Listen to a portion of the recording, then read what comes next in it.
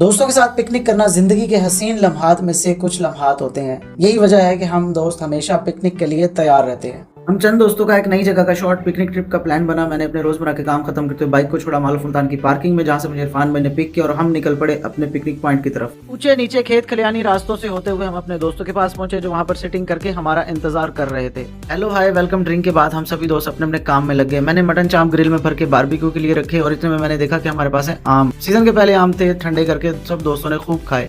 इतने में मटन चाप पककर रेडी हो चुकी थी, जिसको हम सब दोस्तों ने मिलकर यस किया। और इतने में हमारे बाकी खाने पीने के लवाजमात भी आ गए, जिसमें थे सीख कबाब और मटन कोरमा।